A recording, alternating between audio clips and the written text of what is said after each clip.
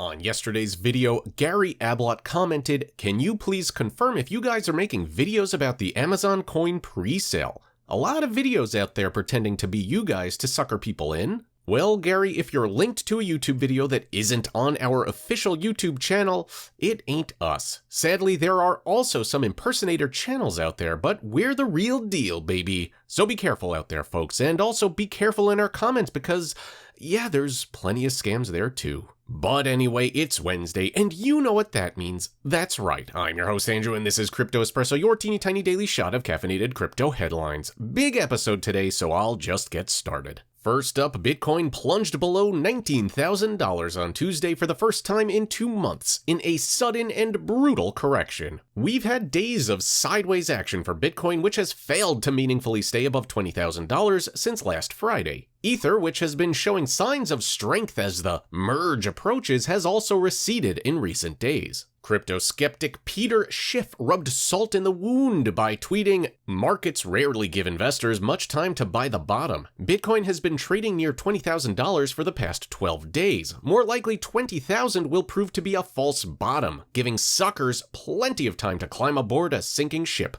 Better to abandon ship before the bottom drops out." Exactly a year ago, El Salvador became the first country to adopt Bitcoin as legal tender. Well, a lot has changed since then, with the world's biggest cryptocurrency plunging from $52,000 to $19,000 in that period. After early euphoria, when Bitcoin raced to a new nice all-time high of $69,000, the bear market has mauled the value of El Salvador's Bitcoin investment, causing it to plummet by $60 million.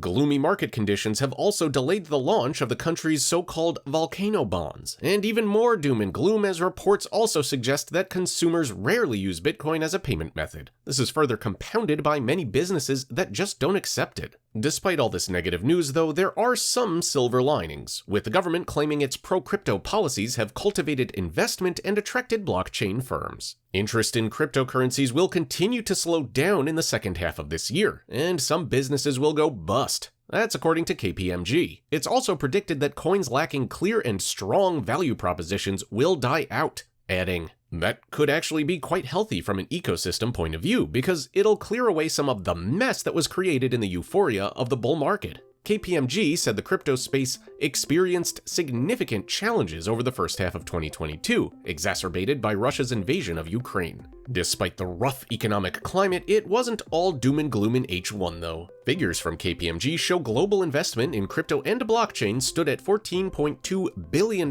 between January and June.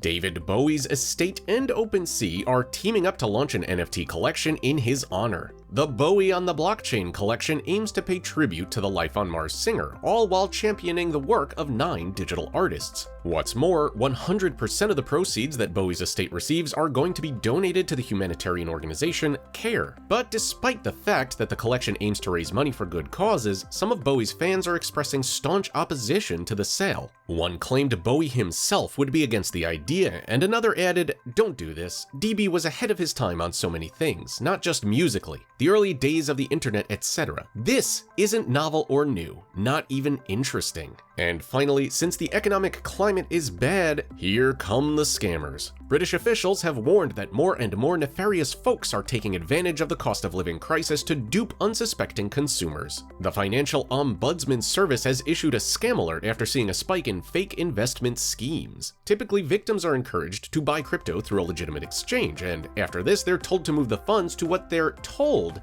is a genuine investment platform. From here, they're often given fictitious balances that make it seem like the value of their digital assets has surged substantially, but as soon as they try to withdraw funds, that's where the problems begin. According to the FOS, some victims have ended up losing hundreds of thousands of dollars in the most extreme cases. And no goofy segue here, today's episode was bookended by scam awareness. With all the stuff we're seeing like fake CMC YouTube channels, spam comments, and phony investment schemes, well, just everywhere you look, be careful out there. When things get worse economically, scammers smell blood in the water. If you like what we do here at the Real CMC YouTube channel, be sure to like this video, subscribe to our YouTube channel, and click on that little bell icon to get buzzed whenever a new Crypto Espresso video goes live.